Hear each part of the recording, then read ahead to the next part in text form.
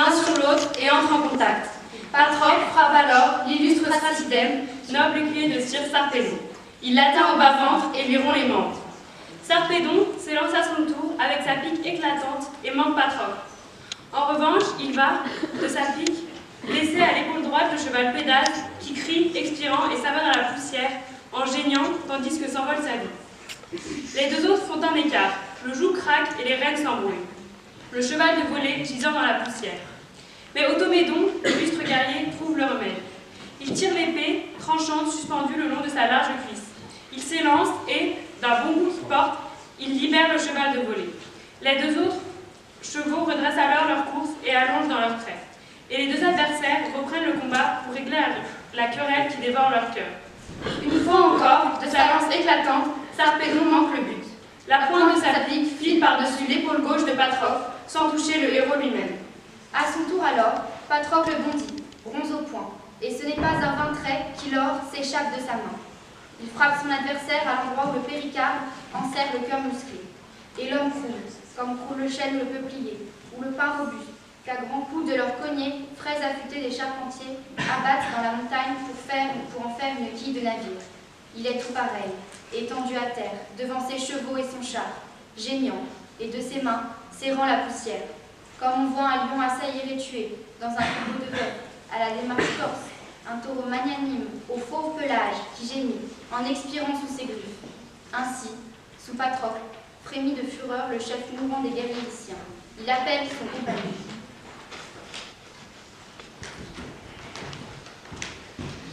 Glaucos, doux ami, toi qui es entre tous un guerrier, c'est bien maintenant, si jamais, qu'il te faut être un combattant, un guerrier intrépide. Maintenant, la guerre cruelle doit être ta seule envie, si tu as quelque cœur. Tout d'abord, va de tous côtés stimuler les Charpentiens, qu'ils combattent pour Sarpédon, puis toi-même, pour moi, combat avec le bronze.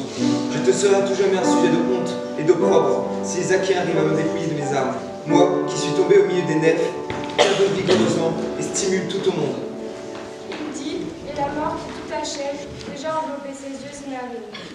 L'autre lui met alors le pied sur la poitrine et lui tire sa pique du corps. Le péricarde, accroché, suit, et Patrocle ramène ensemble l'âme de Sarpédon et le bout de sa vie. Les myrmidons, pendant ce temps, tiennent ses coursiers haletants, qui ne songent qu'à fuir dès l'instant qu'elles vident le char de leur maître. Glaucos ressent un atroce chagrin à Wetzelbourg. Son cœur s'émeut à la pensée qu'il n'a pu lui prêter secours. De la main, il se prend le bras et le serre. La blessure l'épuise, que Tocos lui appelle. Quand il l'a atteint d'une flèche, montant à l'assaut du mur élevé, afin d'écarter le malheur des siens. Alors, priant, il dit à l'archipel. Entends-moi, Seigneur. Que tu sois dans le gras pays de Lycie ou à Troie, tu peux en tout lieu prêter l'oreille aux mortels en souci. Et c'est bien le souci qui me pointe à cette heure. J'ai reçu là une rude blessure. Mon bras est assailli par des douleurs aiguës, et mon sang ne peut sécher. Mon épaule en est alourdie. Je ne suis pas en état de tenir ma pique ferme, ni d'aller me battre avec l'ennemi.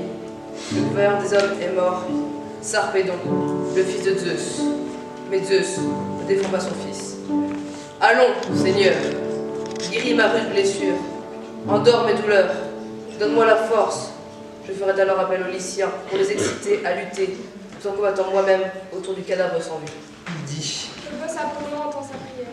Aussitôt, il arrête ses souffrances. Il sèche le sang noir de sa plaie douloureuse. Il lui met la fougue au cœur. Glaucos en son âme en prend conscience, et se réjouit que le Dieu puissant ait si vite écouté sa prière. Et d'abord, il va, de tous côtés, stimuler les chefs lyciens. Qu'il combatte pour Sarpédon. Bientôt, il arrive aux portes de Cé, car ces portes conduisaient dans la plaine. Quand Andromaque se présente à son époux, une seule femme l'accompagne, portant sur son sein leur jeune fils. Cet unique rejeton d'Hector était aussi beau que les astres qui brillent au ciel. Son père le nommait Scamandrios, mais tous les Troyens l'appelaient Astyanax, roi de la ville, parce qu'Hector seul protégeait la cité d'Ilion. En apercevant son fils, le vaillant héros sourit en silence. Andromaque s'approche de son époux en versant des larmes. Elle lui prend la main et lui parle en ces termes. Infortuné, ton courage finira par te perdre. Tu n'avais pas pitié de ce jeune enfant, ni de moi, malheureuse femme qui sera bientôt veuve. Sans doute les Achaéens t'arracheront la vie en se précipitant sur toi. Hector, si je devais te perdre, il vaudrait mieux pour moi que je descendisse dans les profondeurs de la terre. Car lorsque tu auras cessé de vivre, rien ne pourra me consoler, et il ne me restera plus que la douleur. J'ai perdu mon père et ma vénérable mère. Le divin Achille tua mon père et ravagea la populeuse ville des Siciliens, Thèbes, aux portes élevées. Achille, retenu par une pieuse crainte, n'osa point dépouiller mon père de son armure. Il brûla son corps avec ses belles armes, il éleva une tombe qu'entourèrent d'en haut les nymphes de Médaille, fille du redoutable Jupiter. J'avais aussi 7 frères, mais ils descendirent le même jour dans les sombres demeures. Ils furent tous exterminés par l'impétueux Achille, tandis qu'ils faisaient paître dans les campagnes leurs bœufs à la marche pénible et leurs blanches brebis. Ma mère, qui régnait au pied d'une plation ombragée de forêt, fut conduite par Achille sur ce rivage avec toutes ses richesses. Et le héros ne lui rendit la liberté qu'après avoir reçu d'elle une forte rançon. Mais, lorsqu'elle fut rentrée dans le palais de son époux, elle périt, frappée par les flèches de Diane. Hector, tu es tout pour moi, père et frère puisque tu es mon jeune époux.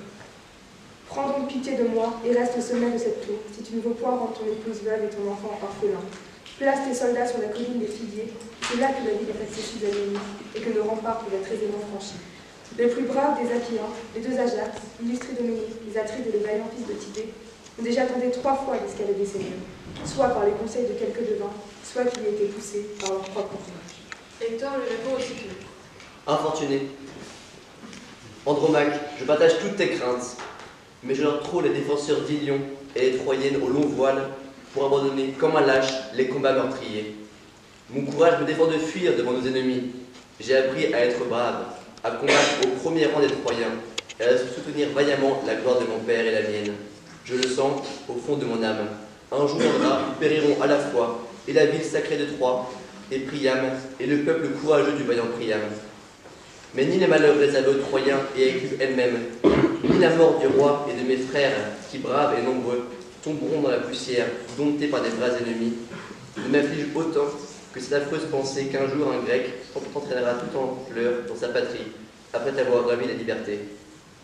Que dans Argos, tu tisseras la toile sous les ordres d'une femme étrangère, et que contraint par la dure nécessité, tu porteras malgré toi l'eau des fontaines de Messéide ou d'Hypérée. Alors, en voyant couler tes larmes, on dira « Voici l'épouse d'Hector, de ce vaillant héros qui l'emportait sur tous les Troyens lorsqu'il combattait autour des murailles d'Ilion. » C'est ainsi qu'on parlera. Ces mots révéleront ta douleur et te feront regretter de n'avoir plus ton époux près de toi ou briser les liens de la servitude. Mais que des monstres de terre couvrent mon corps inanimé avant que j'entende les cris et les gémissements de mon épouse réduite à l'esclavage. L'illustre Hector, après avoir prononcé ces paroles, tend ses bras vers son fils. Mais à la vue de son père, l'enfant, effrayé par le vif éclat de l'airain et par la crinière qui flottait d'une manière menaçante sur le sommet du casque, se jette en criant sur le sein de sa nourrice. Le père et la mère se mettent à sourire. Aussitôt, Hector ôte le casque brillant qui couvrait sa tête, le dépose à ses pieds. Puis il embrasse son fils chéri, le balance dans ses bras, et il implore en ces termes Jupiter et les autres dieux. Jupiter, et vous tous, dieux immortels, faites que mon enfant soit, ainsi que moi, illustre parmi les Troyens. Rendez-le fort et courageux, pour qu'il règne et commande dans Ilion, afin qu'un jour, chacun s'écrie en le voyant revenir du combat, il est encore plus brave que son père. Faites qu'il paraisse chargé des dépouilles sanglantes de l'ennemi qui l'aura tué, pour que le cœur de sa mère en tressaille de joie. Il dit et remet son enfant dans les bras de son épouse chérie, qui le presse contre son sein, avec un sourire mêlé de larmes. Le héros, vivement ému, la caresse de la main et lui adresse ces paroles. Infortuné, ne t'abandonne point à l'excès de ta douleur. Nul ne pourra me faire descendre dans la tombe avant l'heure fatale. Les mortels, qu'ils soient illustres ou obscurs, ne peuvent échapper à la lutte destinée dès que leurs yeux sont ouverts à la lumière. Andromaque, rentre dans ta demeure, reprends tes travaux accoutumés, la toile et le fuseau, et ordonne à tes femmes de se mettre à l'ouvrage. Les soins de la guerre que nous occuper seuls, nous autres hommes, et moi plus encore que tous les guerriers qui sont des millions. Hector reprend son casque ombragé d'une épaisse crinière. Andromaque, son épouse chérie, s'achemine vers sa demeure, et souvent, elle retourne la tête en versant d'amour dans larmes. Quand elle est entrée dans le palais du noble Hector, l'exterminateur des phalanges ennemies, elle y trouve ses suivantes et réveille dans leur cœur la tristesse et le deuil. Hector, vivant encore, est pleuré dans son palais, car on n'espère plus qu'il reviendra du combat, ni qu'il pourra échapper au coup des vaillants Achéens.